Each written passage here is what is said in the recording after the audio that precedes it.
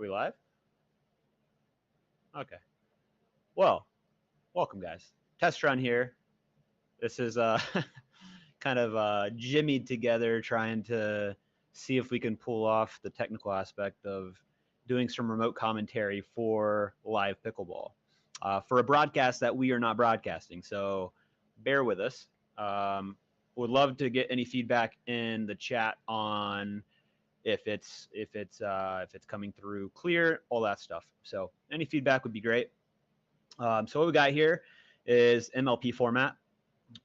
Excuse me for talking over the play, but I'm just going to get us up to speed here. We're gonna have the main broadcast muted, and you'll just be able to hear my angelic voice the entire time. You're welcome. So MLP format, we're gonna go women's match first. It's going to be modified rally scoring, a game to 21. All modified rally scoring is typical rally scoring, but there's a freeze once somebody gets to game point, and it goes back to side out scoring. So women's is up first, women's doubles, then we'll have men's doubles, which will be Ed and Lika and Andre Diescu against J.W. Johnson and Kyle Yates. And then we will get into 2 mixed matches. So 4 matches total. If they split those, they go to the infamous Dream Breaker, which is a singles tie break, and where you set your singles lineup, and then one team gets to reply to it, and then you play the first to 15 rally scoring, modified rally scoring, and each player plays 4 singles points at a time. So getting up to speed in this first game here, I have no idea what the score is because I can't see. Tony, do you see the score on the screen? Or am I only seeing, or is it not on the broadcast at all? All right, so maybe they just don't have the graphics up for the score. So that could be a challenge with this, not knowing what the score is, especially not having their audio on. So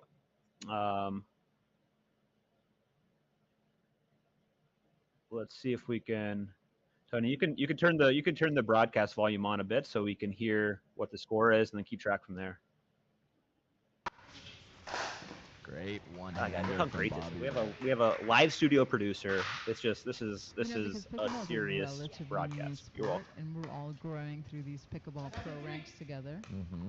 All these I can't hear that very well, so just let me know if you hear the score, Tony. You've been deckled. Yes, everybody's been Gerkied and deckled for sure. She hit me so hard. And again, guys, this is purely a test run. I will give you some, I don't know, maybe some insight to these points, some insight into the players.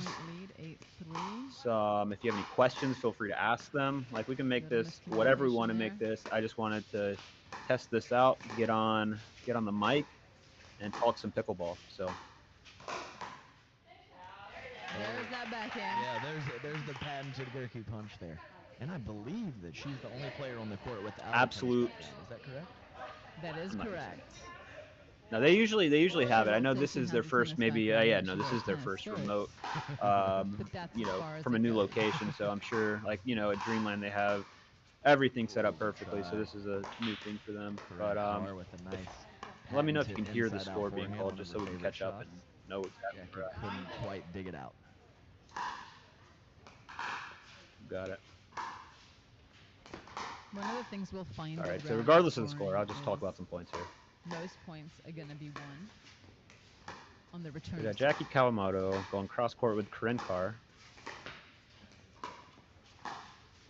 Corinne's playing with Bobby Oshiro. This event a few weeks out ago, of Florida. And myself and Colin Johns played Deckel and DJ Young. We've got. I think there was 4 points. We've got Jackie Kawamoto playing with Cassandra Gerke. Bobby, yeah. I saw it just wide as well. 10-4 to who?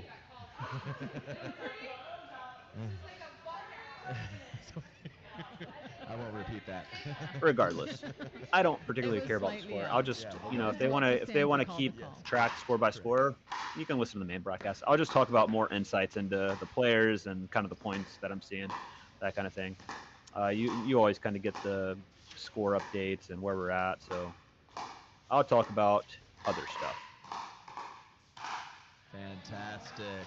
Bobby being aggressive. Yeah, Like, she's Bobby's really come always into had her a own. solid She game got a when she's gold. I been don't remember around what for a tournament it while. was, She but with Anna really Bright came to light at last one of the weekend. recent And, APPs. So, she and Anna you know, Bright just that does a lit lot for your everybody confidence. up. So she's And it's definitely, so fun to yeah, see. that was For definitely the switch sure. at 11. I mean, she's So I think obviously you were not right the on, tallest Tony. player, but she did a 11-4, great 11-5 job of probably. really reaching into the kitchen and first And back that's with going She did to share, let's go into but at Corinne and Bobby. night, So it when looks she like goes home, yeah, they're in she's control got a of this so special far. machine that The extends thing her with the rally arm. scoring is, you know, these matches somehow always end up pretty tight. You don't see a lot of like 21-8s or 21-10s. They're always like Not sure what just 21-16. happened there with Corinne. And She what's, walked you off. know, that's what kind of the modified rally scoring does is once you get to game point, it goes back to side out. So you really have to earn the point on your serve.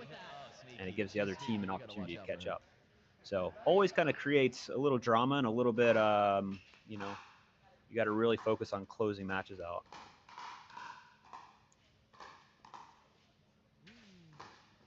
Oh, good eye. Tough to hold off, especially Jackie on the trying to wide hit the ones. But in spectators terms there. of who's favored here and what this matchup should look like on paper according to DUPR ratings, we've got Corinne and Bobby favored 56% to 44%. Overall team duper for Corinne and Bobby 10.927, and for Jackie and Cassandra 10.786. So on paper, quite an evenly matchup. Come on, use better words. Let's see if Jackie and Cassandra can do some damage here. Get back into this thing. Not sure if they're playing with the Franklin X40. I think they should be, right? Since it's the U.S. Open week and most of these players will be playing in the U.S. Open later on, so it's good for training and it's indoors, so it's a great ball indoors. Let's go Franklin. That was a great speed up by Bobby. Just took a little flick up the line with the dink that was left just a little too high. I've got a lot of emails coming in all of a sudden. Haven't had an email all day and now I'm just getting barraged. All right, so just kind of what these players are known for. Kawamoto has great hands, really, really good resets. She's a super tough player. She's hard to get a ball through. Both Kawamoto sisters. She's a twin with her sister Jade, who got to the got fourth place in the mixed split edge today with her partner Dave Weinbach. They lost to Callie Smith and Dane Gingrich in the bronze medal match, but hard fought match. But yeah, both Kawamoto sisters are known. You know, they don't play a ton, but when they do play, their results are always super solid. Incredible defense, very fast hands, not a ton of power, but they make it work because they just get so many balls back. And they're so good from the midcourt, like you're seeing right here. Always able to get back into position, get up to the kitchen, and basically get the point back to neutral. And they're hard to speed up on. Like, they're really tough. I don't know why I keep saying they. Like, you know, Jackie's the one playing here. Good little speed up from Corinne. You know, if we're looking at the court here, yeah, I would say Jackie's probably the strongest player on court in terms of overall ability. Bobby's come on really strong, then Corinne, and then Cassandra. Cassandra plays really funky, but also really, really quick hands, tough to attack. She'll do some really weird and awkward speed ups that somehow work. And yeah, a very, very good player too.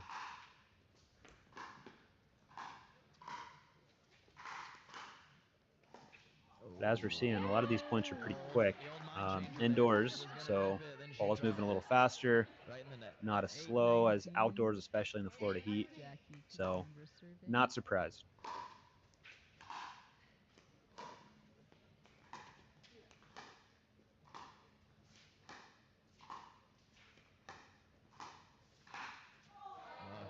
Corinne left that dink a little high. No idea what the score is, but that's okay. We're cruising. So this facility is at Beach Boys. I don't know what the actual facility is called. It's called Beach Boys, and it's outside of Fort Myers, Florida, a little bit. It's a great little spot. I've been there quite a lot. practice there some when I lived in Estero, Florida.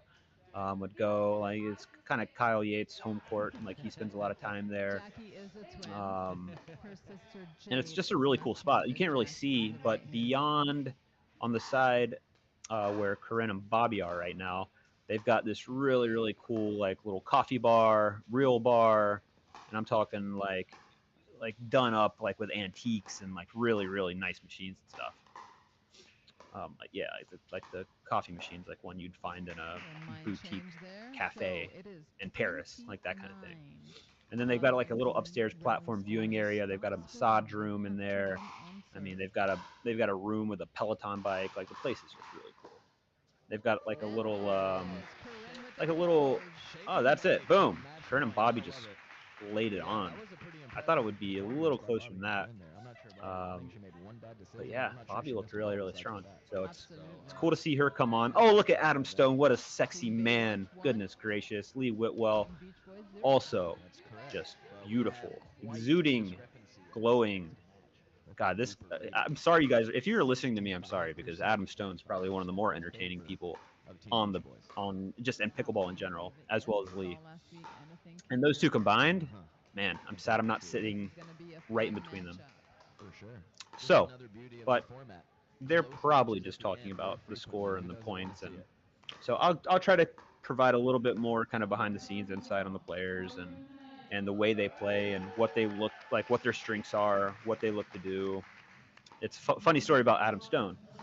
We were in Costa Rica last January, and Hannah Johns was there trying to film content for the PPA, and she wanted to get all of our trick shots. I'm like, I don't have a trick shot. And Adam's like, I've got one trick shot. Want to know what that is? And then he looks at you like really deep in the eyes, and he goes, hold on, what did he say? He said it was like uncontrollable amounts of not missing or something like that. But just like Adam, that's not a trick shot. But he's one of my favorite people on the planet. Playing with him actually at the St. Louis, I think it's called the St. Louis Open next weekend. So that'll be fun. I've never had a bad time on court with Adam Stone, even though every time I play with him, he somehow cramps, pukes, or cramps. And we still somehow manage to get a medal most times. Yeah. For 60,000, what do you mean for the St. Louis Open? I think it's 100,000, maybe 60,000.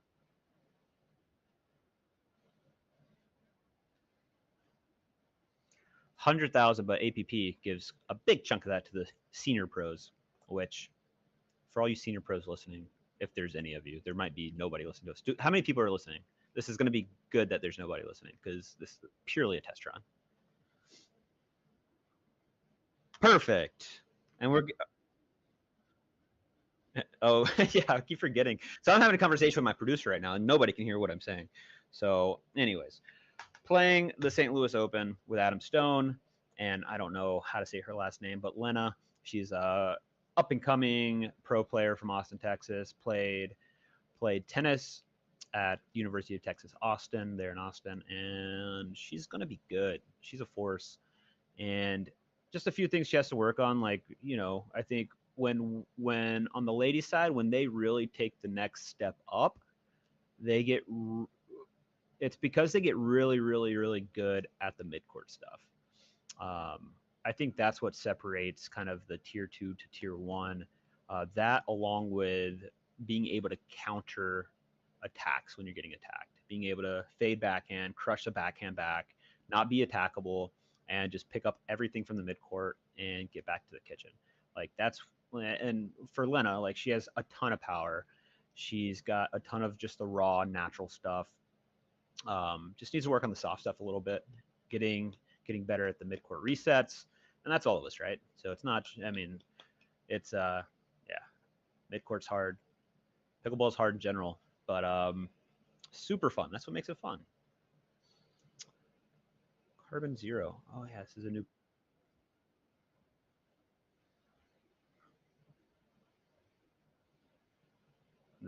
Huh. I see.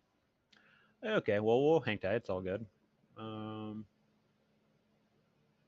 I wonder if Casey's going to join. Casey said he might join, so this this could be an impromptu just Freestyle Boys podcast overall if he joins, and then we can literally talk about anything. Actually, have a mini podcast episode, streaming live. I haven't done. This is actually the first live stuff I've ever done, which is interesting. Is it? Yeah, I think it is. No, it's not. Close. Um, I think we've done a bonus episode once live or a Q&A or something. But I've never done live commentating remote, so this is fun. So for some more context around this event and what they do on these Tuesday night events. So there's a prize pool. So each player here, so all 8 players get a $1,000 appearance fee. Each player gets $250 for each game won. So Kern and Bobby just racked up $250 each, and then whoever wins the overall match, team match, gets $500 extra per player. So technically, a player could walk away here with 2,000 smackers just for whacking around a little yellow wiffle ball on a Tuesday night for playing 2 matches. That's fun stuff. Oh, look at JW's fluffy hair. I wish it was a little bit more voluminous. Is that a good word? Voluminous. Oh, but look at Eden's. That is on point. I love what he's done with his hair. Then you got Kyle Yates' little smirk. Perfect. Just suits him. And then we have Andre. That's Andre too. All right, so Team DUPR, this is heavily favored to J-Dub and Kyle. And I will fight on this. I think, not fight, but I'll push back. I think this is more of like a 55-45 to J-Dub and Kyle. Just, on paper, J-Dub, good left side player. Kyle, very, very comfortable on the right. One of the few pros that's really comfortable on the right. Along with Eden, though. Eden and Andre are consistent partners with each other. A little bit less this year, but have played a ton together. So it'll be interesting to see what happens. One thing I do want you guys to watch, which it drives me absolutely bananas, is how far Eden plays off the line. I don't know his exact height, but why is a dink ever bouncing? Like Andre's done such a better job using his length, like taking more dinks out of the air, not letting as much bounce, using his reach to like you're seeing here, not let these balls bounce, so you're keeping the team back. Like even Eden right there probably could have taken that out of the air, but he let it bounce and it let J-Dub come up, and J-Dub missed it. But every time that ball bounces, your opponent has a chance to move forward and get in better position, which is why the force shot in pickleball is super underrated. Again, no idea what the scores. Some big boys. All right. So, little shake and bake.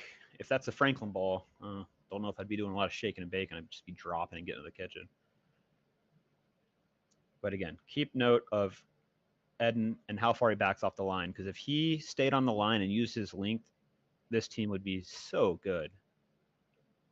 I mean, he doesn't miss a lot of dinks when he lets them bounce, but he just gives you such a big area to hit to that he's not going to hurt you. So you're just not worried about it. Love him reaching there. Keep reaching. Attaboy.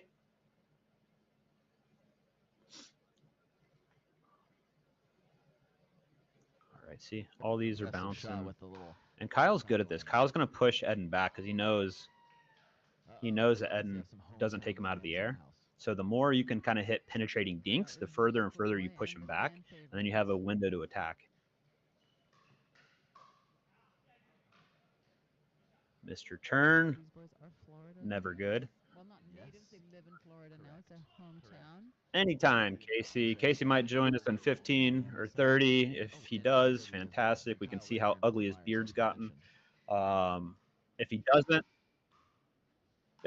it's all good.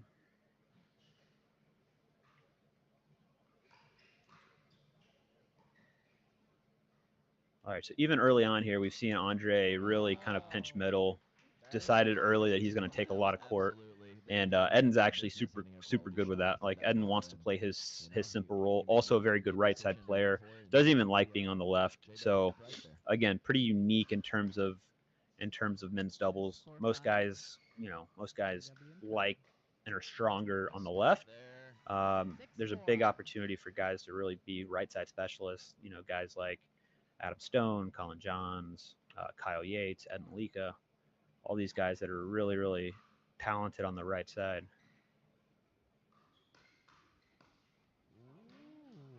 You could try to put a scoreboard up if you want. I mean, I don't.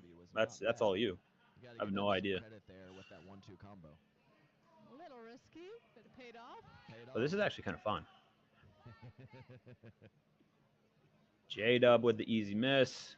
J-Dub would play. Well, he's out playing split age today with his mother, which is cool. What a cool family, right? You got J-Dub, you got Georgia. I gotta tell you guys the story Johnny Goldberg told me. It's amazing about the Johnsons. Let's let this point finish, then I'll give you the story. It's ridiculous. J-Dub, be better, faster hands, fluffier hair. Let's go. All right, so this is what Johnny Goldberg told me this about the Johnsons. He said that Jack, which is their father, Julie's husband. Oh, I never even put this together. Jack Johnson. What an epic name too. Anyways, so Jack's apparently the mastermind behind this family, is what Johnny says, and he also says that like since they were 6 months old, JW and Georgia, he would tie a string with a balloon, you know, those helium balloons, to their ankles, and it would float right in front of them above their head, and they would just tap it. Like they were training at 6 months old for something, whether it's pickleball or whether it's, you know, tennis. I'm sure it was tennis at the time, but well, it translated well to pickleball. Isn't that wild though? Tying a balloon to their ankles and just making them hit it all day. Oh, it's so good. I didn't believe it at first, and Johnny swears it's true. And come on, let's be honest. Is there anybody more trustworthy and reliable in this world than Johnny Goldberg? I don't think so. All right. Do we have a score, Tony? Any thoughts? 10-6 servers right here. Eden and Andre. Mr. Turn.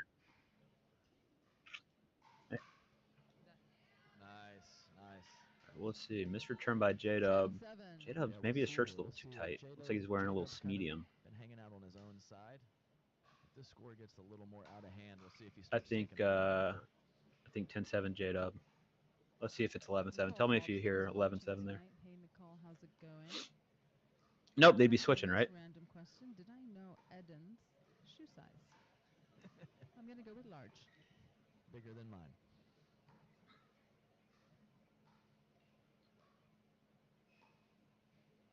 Great grind here from the fellas.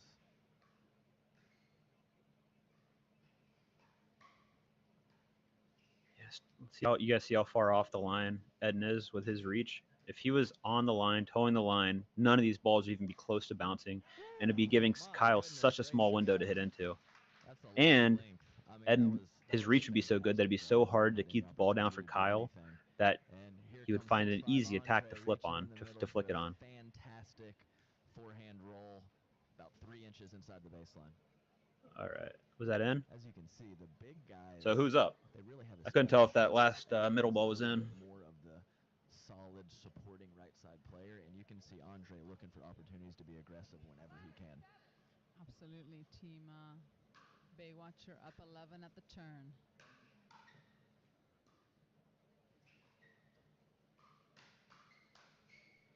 All right, Like, not today, can we see what's that? It's 11. What? Pick Eden's. The longer this partnership carries on between Andre and Eden, Eden's worked really hard on his game and establishing that setter-up role. For sure. Letting Andre be more of the aggressor, the attacker. All right, so 8-11 here. Kyle serving. Wow. Feels like you are ahead of me because you saw the switch before I did. So I just want to make sure that we're actually, like, I'm not lagging on what's actually happening, what people are seeing. because you saw that switch like a full few seconds before me.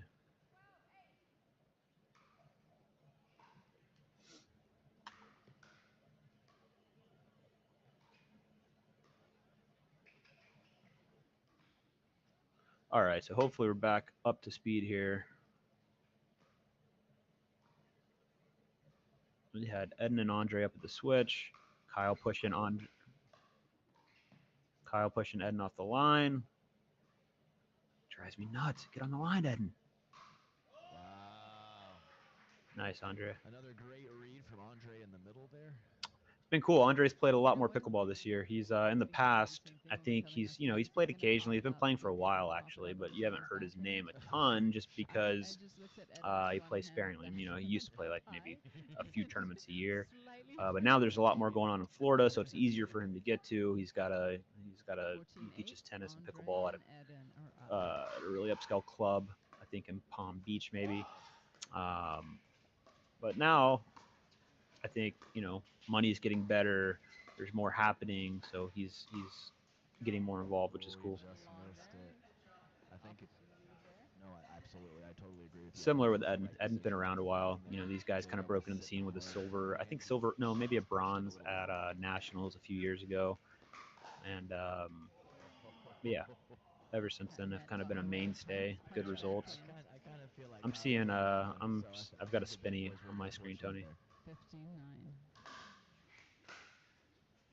Yeah, it's just super choppy now.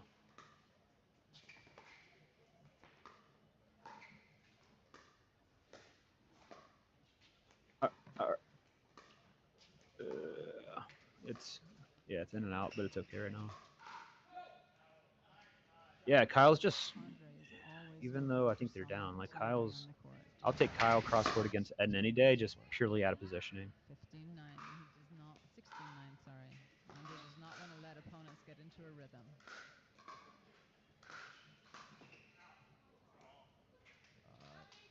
Nice little flip of the wrist there. Great topspin created by J-Dub. See if they can make a run here. So cash. I think it's time. I think they will. They're starting to feel it. Do we have the score?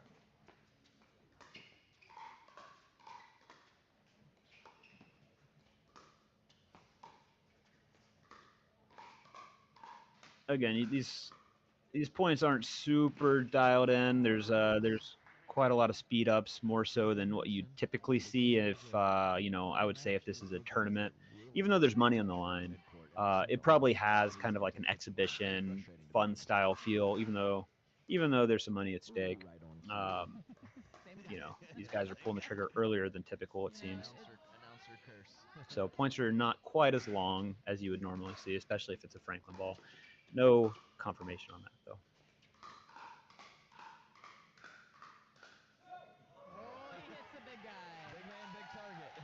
Nice hand battle.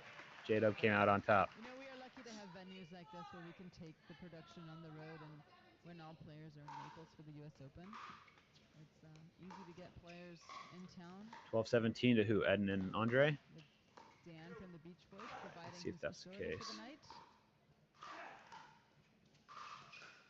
Good reach.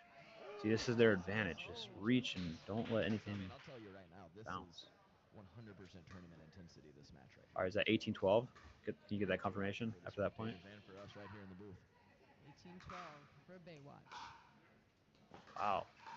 A little bit, I told you guys, it shouldn't be 65-35. That seems aggressive.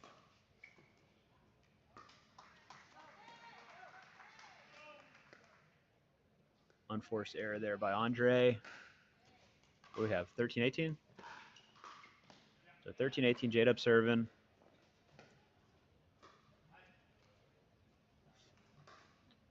So that's the risk you take when you just go blindly to the kitchen as your partner's hitting their third. If they leave it up a little bit, you're in a terrible position. So usually what happens is you kind of watch your partner hit that third, and then you crash as you see whether it's a good one or a bad one. A little unusual for J-Dub just to crash without watching the other person's third.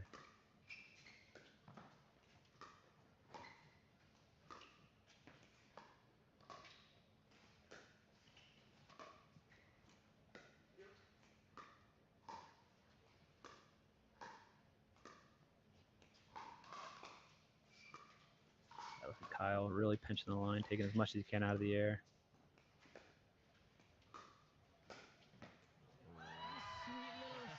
But with Eden staying off the line like that, what it allows is allows Andre to. I can't hear anything on there, Tony. That was a great job by him taking a little pace off the ball. So 14-19. But what if Eden's off the line like that? Andre's able to really pinch the middle and stay on the line himself. So he kind of covers that for him. I think right at the beginning of the match, JW wouldn't have gone for that one. I'm glad he inserted himself in the middle there. We saw Andre leaning a little bit to his left. Oh, sneaky little trigger there. I think we all thought he was going to dink it. Caught Kyle up high by the All right, shoulders. is that game point? Within that ball. Yeah.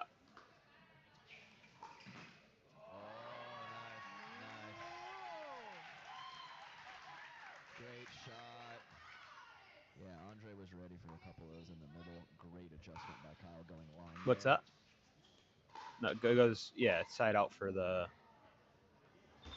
little too low for that attack. I think a reset might have been worked better for Kyle. Who are we at? 2015? Sure. But the one before that was so nice. This was really nice. 2015. All right, see if they can close it out here. Uh-oh. We got a little something brewing here. Tight third.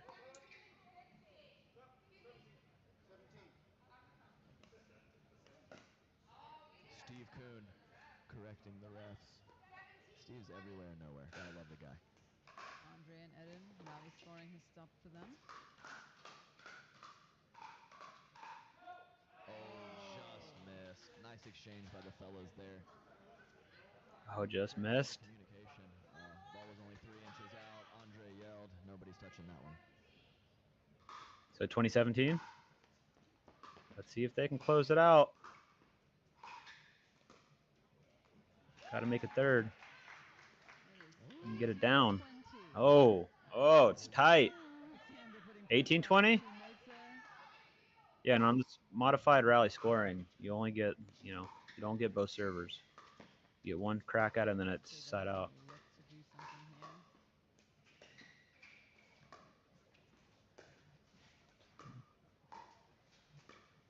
So Andre and Eden are not gonna be pleased if they don't pull this out. As you see, you'll see the points get a little longer here as these points really matter. So they're gonna be more selective with their speed ups, a little bit more patient.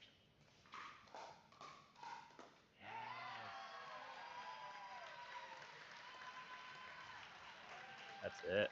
Nice stuff by Kyle. Great point there.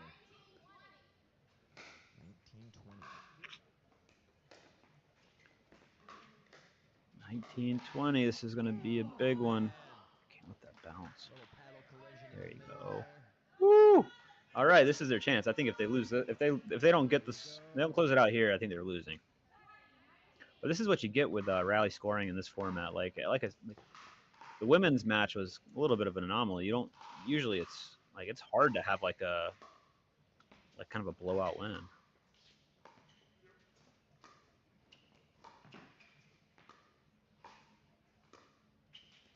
So it's like it can feel like the match wasn't actually that close. Like Andre and Eden were really in control of this match the entire time, and then you get to side out scoring, and then the other team can get points in a hurry.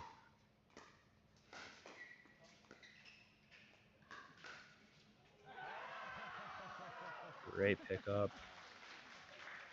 Boom. That was good stuff, though. I'm not sure if I'm sold on rally scoring, this modified rally scoring. Obviously, like it brings a little excitement to the. I don't know. I kind of like the games to 11 with side out, but we'll see how things progress. Obviously, I love that MLP and DUPR test new things, try out new things, and yeah, it'll be cool to see how it's received.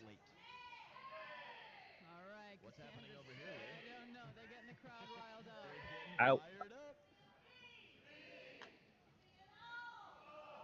All right, we're going to go to a quick commercial break, and we're going to have our mixed lineups coming up shortly. Stay tuned. Again, thanks for staying with us tonight.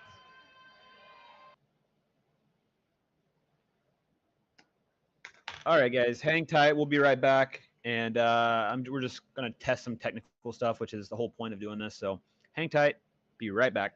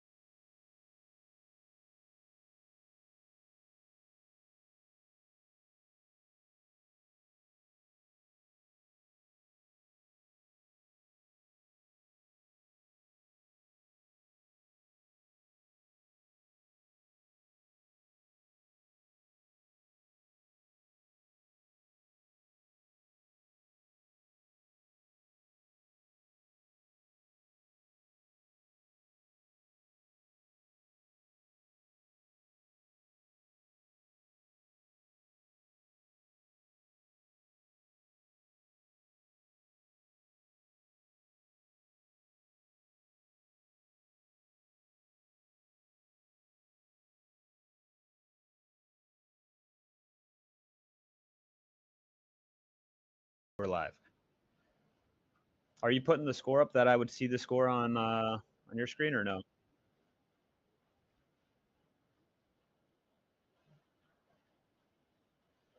All right. You mind turning your audio way down?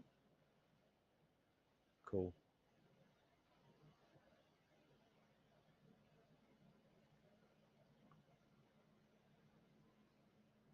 All right. Matchup number 1 in mixed. We have got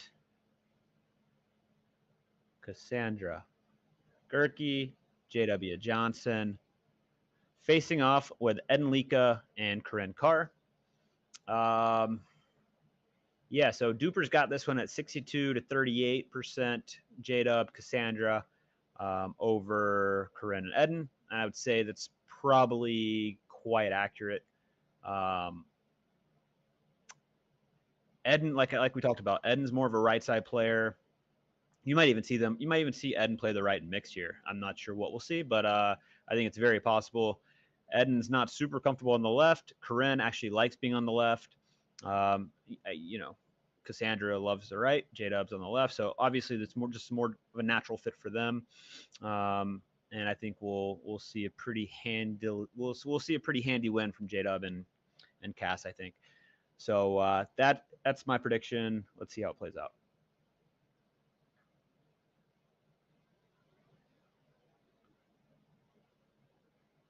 Tony, my screen's frozen.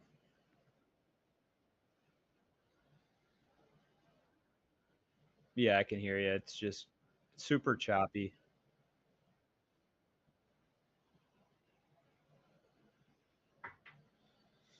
Let's pull up their stream.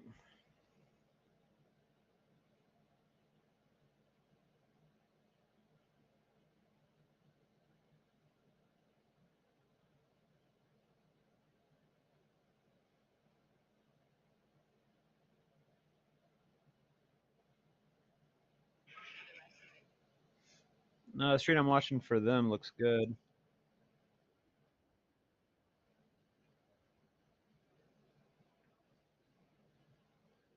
The one I'm seeing on the screen here for us is like the one I'm watching is delayed by quite a bit. Probably by 3-4 seconds. Well, yeah, whatever I'm watching on my phone, which is their actual stream, versus what I'm seeing on my computer monitor, is computer monitor's probably 3 to 4 seconds slower.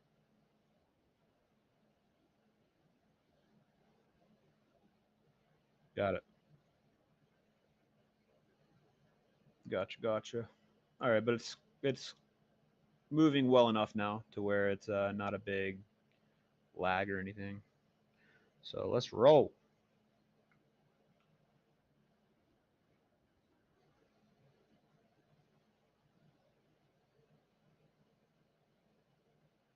Got 6 people watching our stream over the other one. I'm sorry, guys. I apologize. This is all a test run, just in case you weren't here when I said that. We're just testing stuff out. We're bootlegging a broadcast and doing my own commentary on it, just purely as a test run to see how it goes. Obviously, have the Tony. Do you mind turning your volume down? So yeah, purely just a test run to see how this goes. I don't know if this has been done really or very well, and I don't think we're going to do it very well this first time, but just wanted to kind of see how it shakes out. So getting started here. Again, Eden and Corinne playing J-Dub and Cassandra Gerke. My screen's frozen, so this is going to be a lot of this broadcast. So apologies ahead of time.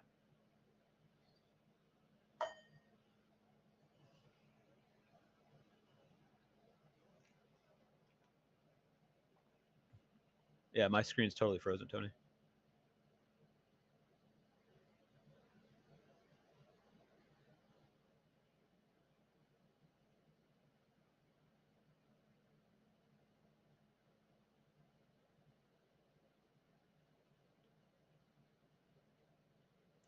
All right, screen's moving a little bit.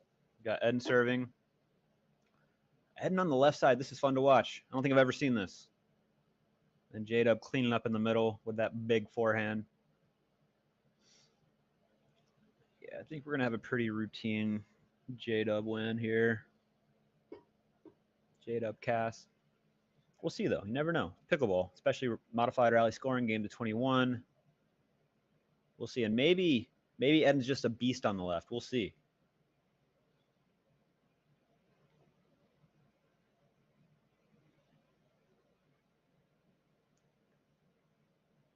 CC serving, also known as the Prof, finance professor at Campbell University.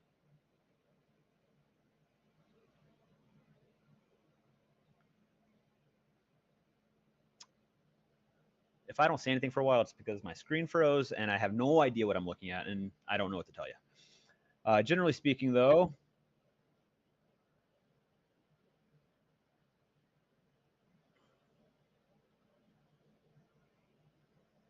so let's see.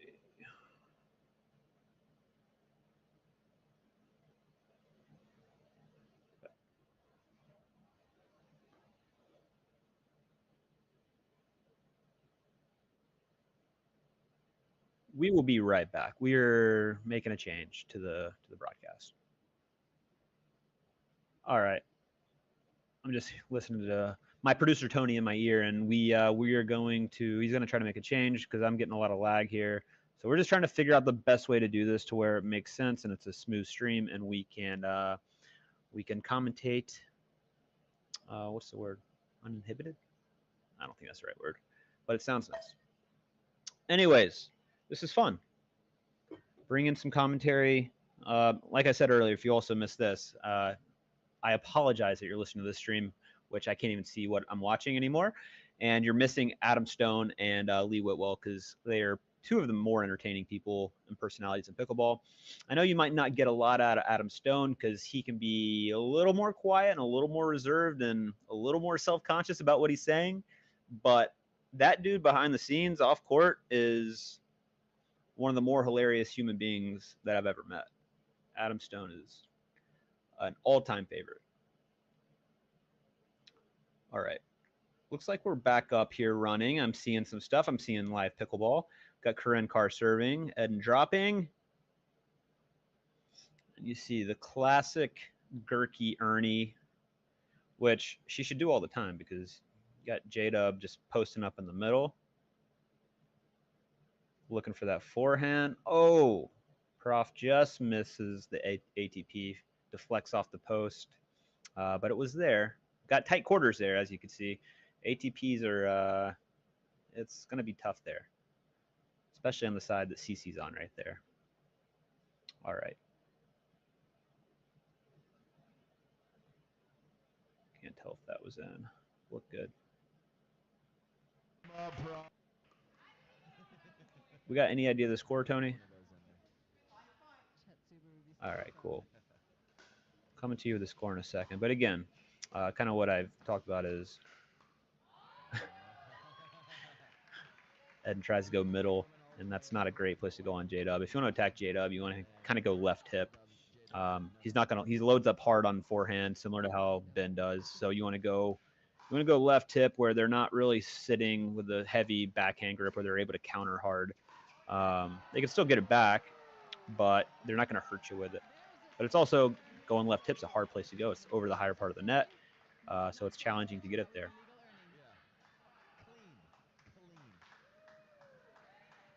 All right. Try to keep you up to date. Try to keep you up to date with the score whenever we get it. But even until then, I'll just keep breaking down points a little bit. Oh, they got away with one. So Cassandra left the dink up. Prof attacked, but she just attacked to the wrong spot. She attacked right to the middle to J-Dub's forehand, and that's not going to work. J-Dub's got really, really fast hands and a really short swing, and it's going to get you into trouble. But what I do like there from Prof is going, was that? I don't know what just happened. I think that's something folks at home do not do a slice, speed up, backhand off the bounce ever. I'd tell Eden that to his face too. Don't ever do it. Yeah, so you can just kind of see Eden's not super comfortable in mix. He doesn't play a lot of mix. I don't know if I've ever even seen him sign up for mix at a tournament. So a little different. But I'm sure he's just enjoying getting paid for being on court right now. Everybody likes that. That's fun. But what I like to see Prof do here is go behind J-Dub a little bit, which she does. Yeah, boom, backhand.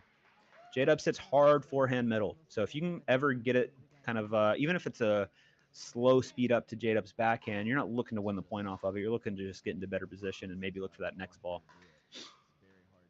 That's a nice spot by Cassandra. Really good shot. All right, got the switch. We got a score. It's 11 something. I got half the score right. Yeah, you saw. I just saw the replay up on the big screen.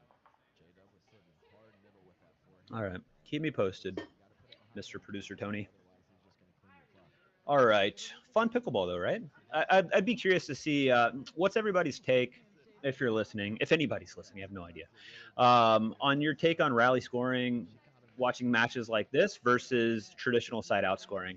Like it, love it, hate it, reasons. I'd love to hear your feedback on it.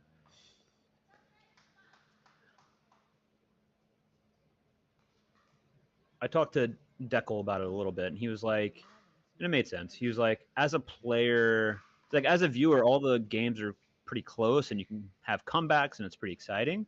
But as a player, like I was saying earlier, you can feel like you're in total control of a game, and it's somehow 21-18, right? Where it, like if you're playing a typical game to 15 or something, so side off scoring, it might be 15-8.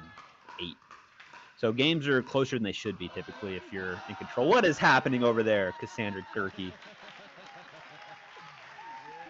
She had an amazing get the other day. I don't remember where she was playing, but it was like, oh, dude, Gerke's all over this Tuesday night. I think it was last Tuesday where she did like a full dive and was able to get it back. But she's scrappy. ATP defense, exchanges. All right. Cassandra on the ground. What a point. We got a score yet, Tony?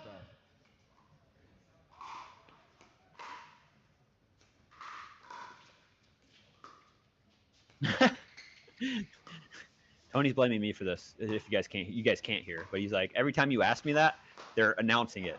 All right, so I'll just be quiet. So Tony, mute me, not for everybody else, but just turn my volume down, and I'll let you listen to the actual broadcast.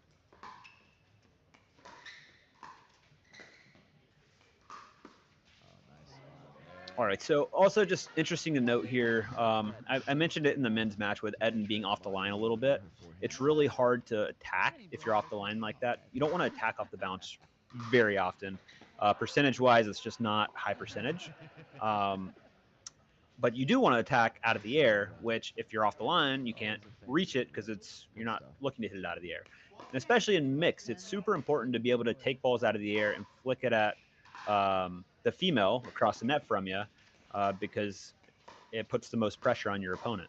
So if he's not sitting there taking balls out of the air from the line and putting pressure and flicking balls at Cassandra, they're not going to have a lot of success. So just keep an eye on it. I'd like to see Eden really stick to the line and really use his reach to just hit some soft speed ups at Cassandra just to test it out. You know, think about it. If somebody told you 10 years ago that you were going to play with a piece of plywood and hit a plastic ball over the net, what would you have said that was? Like that ball should never bounce on Eden's side. I probably just would have laughed in the face. I mean, I don't know what else I could have done. I'm doing some private virtual coaching with some guys, and it's a big piece of what I'm talking about. You know, they're not Eden's size, but any ball that you can take out of the air and keep your opponent back, you want to do it. Anytime you let a ball bounce around the kitchen line or even just a foot behind it, anywhere around there, you're just giving your opponent a chance to come in. Whereas then if you take it out of the air, they don't get the extra 3-4 steps moving forward. And you're hitting it from a higher point over the net versus hitting up on it. 14-12. We got a battle here. Yeah, so like that. So J-Dub took that ball out of the air, flicked it at Prof. Prof handled the first one, but popped it up. J-Dub's in control, looking for it. So you're not looking to win it off that first attack. You're just looking to get a setup. And in mix, like the most successful guys are really good at flicking it at the He female was just pretty and much just getting gonna themselves fire. set up. Said good luck beating me in a hands match. But the women are very good at defending, especially women that are very, very good at fading backhands. And what a fade, what you know, a backhand counter is when you fade is just the, you know, let's say Cassandra's right here on the right side. She's loading up backhand and kind of fading her body off to the right side of the court. So no matter where they're attacking, kind of down the line, she's able to hit a backhand. So you don't have to guess. You're not guessing forehand or backhand. You're just loading backhand and then just kind of fading off the court and adjusting to wherever the attack comes. From the prof there. Cassandra was in that backhand position, but Tony, I do not have the live stream pulled up, but I will pull it up. nice. All right. Knee fault. Nice little shake and bake there. For a knee fault. I've never had a knee fault. Plenty of foot. Oh, Mr. Ho-Ho. For me. Welcome. J-Dub using the carbon for doubles. J-Dub does whatever he wants. Adam with the echo on JW sitting hard middle. Yep, Adam's a smart guy. He's seen it a couple times. CC2 ATPs. The counterpoint to feeling in control is that in rally scoring, it seems if you get a commanding lead, it's a lot harder to come back since the last two come quicker, where a side out, you got to finish. Fair point, Josh. Chris Gilly, what's up? What's up, buddy? Good to see your face on there. Are you getting into pickleball, Chris? Chris was a fantastic tennis player at Furman University. Haven't seen him or talked to him in a while, but grew up in Atlanta, playing junior tennis with him. Always such a good dude. But get into pickleball, man. The Atlanta scene's coming on hard, so it's your time. Yeah, it's tough sometimes on that backhand side. Nice to have a little interaction in the chat. Makes it really tough to execute. Thanks for the heads up, Tony. You're doing producing things, producer things. Well done. Do we have a score? Terrible with the score. To who? 1915 now? She was trying to body up a big man again. I think she wanted him to blow her a kiss again. I think that's what it was.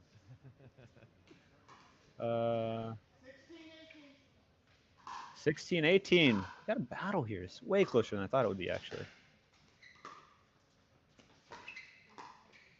But at the same time, J-Dub's not taking quite as much court as I thought he might. That's it, Eden. That's what I talked about. Flicking balls out of the air, being ready for the next one. You can't do that if you're off the line. So, God, if he did that in men's, he'd be such a beast. From Cassandra, just Eden's all over that next ball. That was a little loose from the dub. Any thoughts about the 0-0-2? I have no idea about paddles whatsoever other than the paddle I play with. Somebody asked me that in the Pickleball Worldwide Discord. Great place. And I can say that because there's only like a few people in here because we're trying to keep that on the down low. Right, Mr. Ho-Ho? But no, I came into the sport through my buddy Adam Franklin, who was just like, yeah, a lot of the guys playing pickleball now are ex-college tennis players, and it seems to translate pretty well. So he sent me a paddle. I went out and played, got hooked right away. It was super fun. So that was, that's always been a Franklin paddle for me. So I don't really have much to say or know much about other paddles. Haven't really played with many other paddles, so I've got no idea. And to be honest, all the paddle materials are basically made out of the same stuff. I know that one has like a hole in the throat. I will say I think that paddle should be illegal because I consider where that hole is the hitting surface, and you're not supposed to have holes in the hitting surface. I will say. Missed game point, so side out. Players have to win by 2 on score, and on serve now. Rally scoring has ended. How did that man get so low?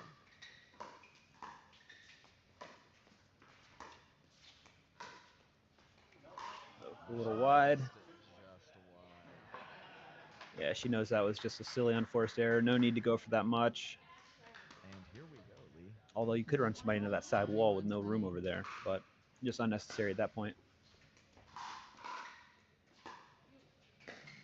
J-Dub doing a good job taking balls out of the air.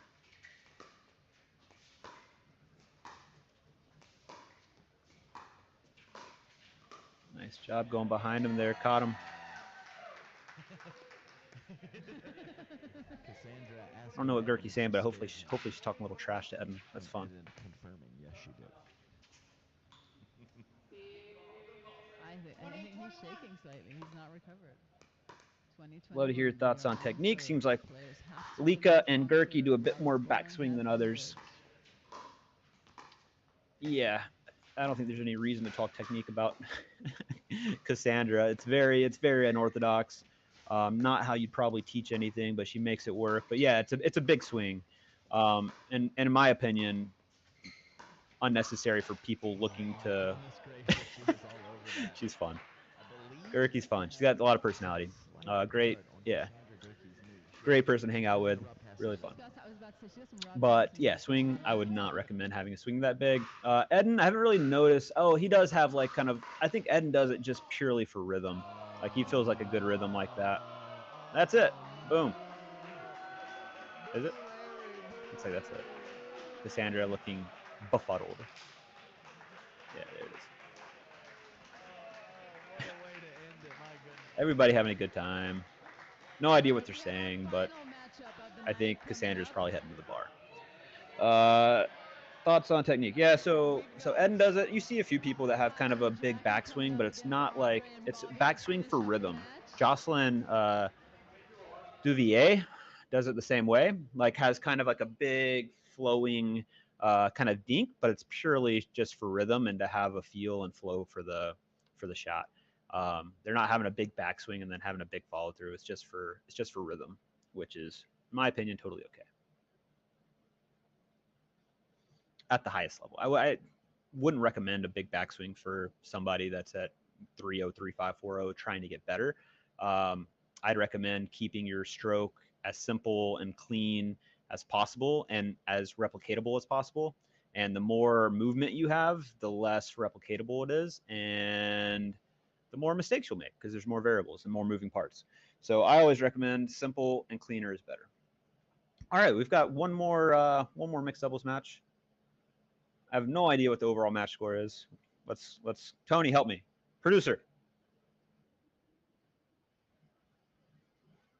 help me. Come on. Here, I'll go back through it. All right, we had so J-Dub and Cassandra won that, right? I don't even know who won that match. Goodness. We had what? Team Beach Boys is up 2-1. Let's get a confirmation on that. I'm just making stuff up. Yeah, so if you don't know, the way the format works is we had a women's match already, a men's match. That was the first mixed doubles match. We have one more mixed doubles match. If the team split those matches 2-2, we go to what's called a Dream Breaker, and that's a really unique singles format where each of the players on the team plays 4 singles points, and you rotate out after that, and it's a game to 15. Modified rally scoring with the same thing, same freeze at match point. So really unique and fun way to close it out. Oh, what's up, Neil Metarata? God, just been waiting for you this whole time. Just wondering when Neil's coming. Neil, we have no idea what the overall match score is. Maybe you can let us know. I'm just turning on matches and just randomly saying stuff. A little bit about the match, more so no idea what the score is throughout the whole thing because my producer won't tell me the score half the time. And he tells me that I'm talking too loud and that he can't hear the main broadcast because of my voice. So you guys don't even want to hear the conversations that we have going between us.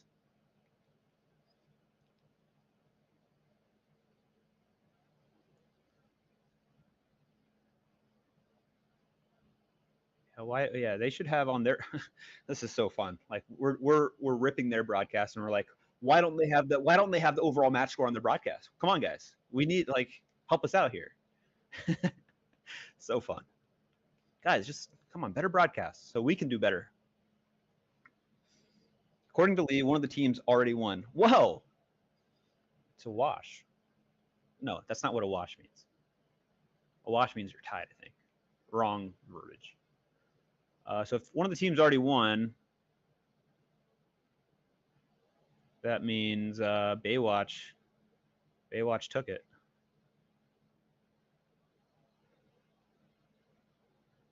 Eden and Prof won that. Yeah. So just came from the other broadcast. Welcome, Neil. It's way more fun over here. I have no other than I will give them credit. You know, when you have Adam Stone and Lee Whitwell on the mic, that's pretty fun. Although having them uncensored, inebriated is way more fun, and I don't think they're inebriated.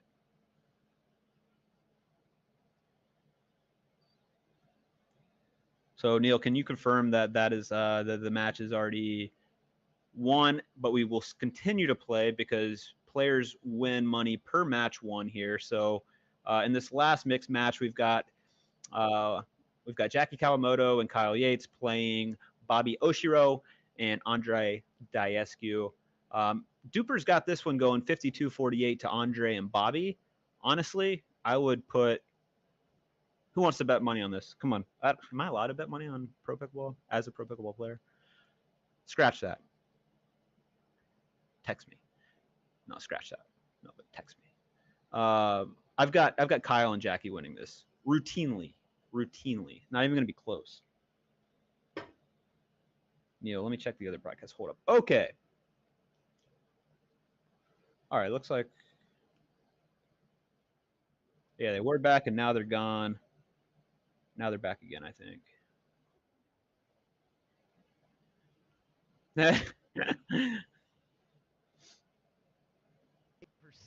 Chance for Kyle Yates and Jackie Kawamoto to win, according to DUPR, and a 52% for Andre and Bobby. Let's see what happens. Tight matchup, almost 50-50. You know, after that fun facts about what are they saying? Jackie, I think we should just change her name to Belieber. She is a believer. Guys, keep up. Yeah. So Tony, my producer, is just telling me that the main broadcast is giving off the DUPR the DUPR breakdown. But let's be honest, you know, we've already got that covered here because no, we're not a better broadcast, I promise. But so I won't do as much play-by-play. Probably what the main broadcast is doing. I'll give more kind of like background, player insights, player styles, kind of behind the scenes player stuff. And I definitely won't know the score throughout the entire thing. Ask Tony. But I'll give you more of kind of just, yeah, strategy breakdown. So if let's say you're an amateur player, just looking to see point analysis strategy, this is a good place to be. We'll break all that down. All right, we're going. We're playing. Look at us go. Again. Jackie Kyle playing Bobby Andre. It's a long man right there. Goodness gracious. I think I aggressively said that Jackie and Kyle would win this. I do believe that, but maybe I was a little bit overly aggressive on that they'll crush their faces and crush their souls. It might be a little closer than I thought. But come on, Kyle, making me look bad. All right, Baywatch up 3-0. Dang. Unexpected. But I did call that Andre Eden win. I think finding her confidence on the court is allowing her. Ooh. Kyle just staring at her like, what are you thinking? Trying to do a misdirect, no look down the line. In women's doubles in Camden, South Carolina, APP.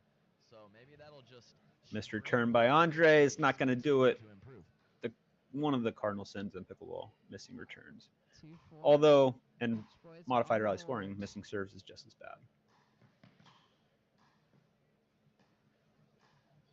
This is a dead As you see Bobby pinching that line, pushing Jackie off. Baywatch have won 3-0 against Beach Boys.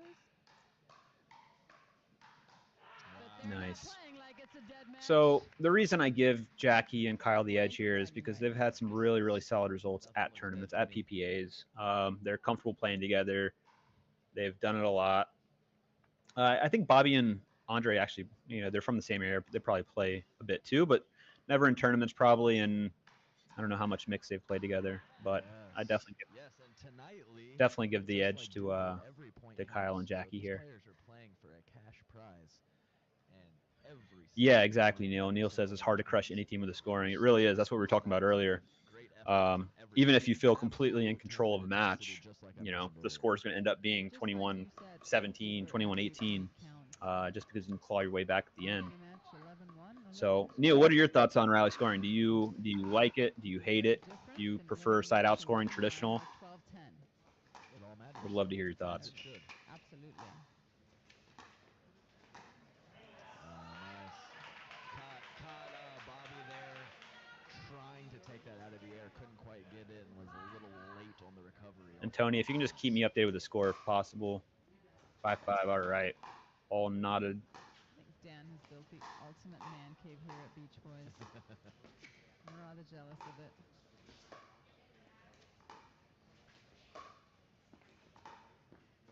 You don't see this a lot in mix, just the dudes going cross-court backhands with each other, just grinding. Maybe they're just working on it. Kyle likes to do this, though. Kyle likes to get into like a pattern like this and just really, really challenge the other person. Say, I'll be here all day. And there is a lot of there's a lot of satisfaction in that, actually. Caught Andre leading a little bit to the middle and just finished him off up the line. Beauty. Jackie and Kyle. But I'll be honest, if I was going cross-court like that with the other guy, I would have already flicked a backhand at the female. Whether win or lose, I don't care. I'm doing it. Oh, he was in the kitchen. He had to be in the kitchen. He had to be in the kitchen. I need a replay. Somebody. Somebody. It worked out. Like you said, Beach Boys, great man cave. What got called there? They gave Kyle that point? I would be shocked if he reestablished. I mean, come on. Yeah, that's the thing, Neil. That's a good point. So Neil said he hasn't really played with the rally enough to know whether he likes it or not, doesn't like it. But even as a viewer, Neil, do you enjoy watching this style, or do you miss being able to see the side out scoring aspect of it, where, you know, returners have to hold. And Neil says, I can't even keep up with scoring as is. That's why I ask the ref every time. 100% true. And with this scoring, it just goes so fast, too, that it's even crazier. Oh, is that lob, man? It was a great time to pull that lob, though. We're seeing a comeback with the lobs. Off the bounce is a tough one. Usually when we're seeing it is somebody's taking a couple dinks cross court out of the air, especially on the forehand side, and then taking another dink out of the air, but just flicking it as a lob over the person right in front of his head. It's super effective, and it's really well disguised, right? So it's like it looks just like you're gonna roll another forehand dink cross court, but you just kind of flick it over, and it's actually quite easy to control that shot. So we're seeing a lob renaissance, which is fun. Mike Betancourt, he had to be in the kitchen. Thank you. Somebody agreeing with me. This game's already flawed, in my opinion. They get paid $250 for every match that they win, and the winning team will win an extra $500. So total money a player can win is $2,000 tonight. Least amount of money is $1,000. Rally scoring should make people change their strategy. Playing it safer when on offense. Yeah, 100%. I mean, you're not going to see as big of serves, right? I mean, you shouldn't. Like, people really going to crank their serve. Speaking of serves, I still can't believe we have the ability to spin with our tossing hand to create spin. I just think it's silly. Rob Cassidy's so disappointed right now. All right, let's talk a little strategy here. Jackie going cross with Bobby. Bobby doing a really good job standing on the line, taking balls out of the air. Hits a really good forehand roll dink, which also just pushes your opponent off the line a little bit more. Andre always looking for the Ernie there. And for a big guy, Andre moves extraordinarily well. Great point. Which is why he was such a good tennis player. Yeah, if you guys don't know, Andre played #1 at Oklahoma in college, D1, and was also the #1 ranked player in the country in tennis for college. Very, very, very good tennis player. One of the things sometimes that doesn't translate to TV sometimes is the dinking part of the game. and it looks very basic. But the way these players are able Good to move reach. the ball around and set up offense is impressive. Got a score, Tony? And like I mentioned earlier with the Cassandra Gerke setup, sometimes the setup and the 11-9. Got a tight game. are much more difficult than the actual put away. Rob, what are your thoughts on the right side to right side dinking forehand, then a hard forehand dink speed up to the person at their chest with no attempt to keep it in? Absolutely. The put away is sometimes the reward of building Crowded that is. confidence. So you're saying, Neil, just to confirm, you're saying dinking cross court and then just are we talking off a high ball or a ball that's low, or off a ball that bounces? Rarely is it on the person. Because I think if you try to speed up off a forehand dink out of the air, unless it's high, you're hitting up at the person, and like that person's usually sitting backhand counter if you're going cross with them. Like they're, I'm pretty sure. I think it's just a hard shot to pull off. It is Where I'm able to do it more, I think, is if I'm going backhand dink, cross court with the guy. Let's say it's even men's doubles, and then a ball's left just a little bit high, and they usually think I'm gonna flick it line, and I flick it right back at the guy, and that usually that catches them sometimes, just because they're not expecting a speed up right back cross court at them, even if it would go wide a little bit. But I find that you can keep it in if you just hit it with some topspin and less pace. What? Nice little pump fake there I from don't know what just happened. Oh, we got Share Bear in the house over here. Bounce sitting somewhat up. Yeah, I like, so the step back. Yeah, so Neil's saying, what about like a dink rally cross court, and you get kind of a neutral dink from the opponent, and you step back and you just wail it at the chest. I like it a lot. For Beach Boys.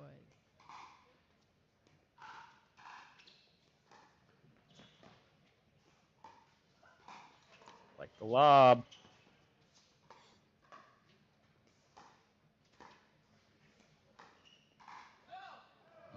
Ooh, don't know where she was going with that, because even if she's going middle with that off out of the air, you're going Kyle's forehand, which he's sitting on most of the time. So not sure what the ultimate goal was there. Kind of a desperation lob. Well, yeah, so as you guys will see, lobs off the bounce, especially if you're off the kitchen line, aren't ever really going to work.